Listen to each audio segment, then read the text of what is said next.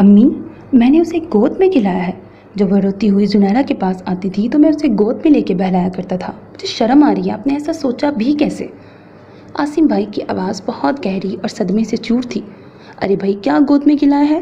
15 سال کا فرق کوئی فرق ہوتا ہے؟ اور عقل مندی سے سوچو عاصم، کون سنبھالے گا تمہاری اولاد کو؟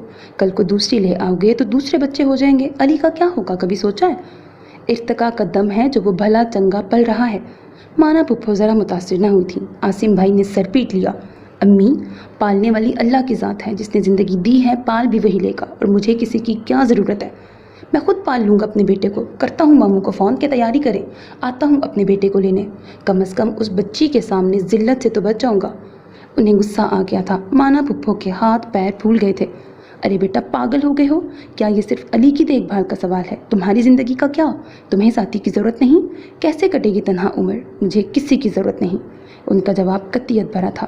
عاصم ایسے نہیں چلے گا، حقیقت کی آنکھ سے دیکھو اور اپنے مسائل کا صحیح طور پر تجزیہ کرو۔ تمہیں بیوی کی اور علی کو ماں کی ضرورت ہے۔ مانا پھپھو نے دو ٹوک حکم دے دیا۔ کچھ دیر خاموشی رہی، پھر عاصم بھائی کی فیصلہ کن آواز ابھری۔ ٹھیک ہے امی، میرا انتظار کریں، میں اگلے ہفتے پاکستان آ رہا ہوں۔ ہیں واقعی؟ مانا پھپھو خوش ہو گئی، مگر تب تک فون کٹ چکا تھا۔ ہمارا یہ ناول ایک بے حد انٹرسٹنگ سٹوری ہے ود ہیپی اینڈنگ۔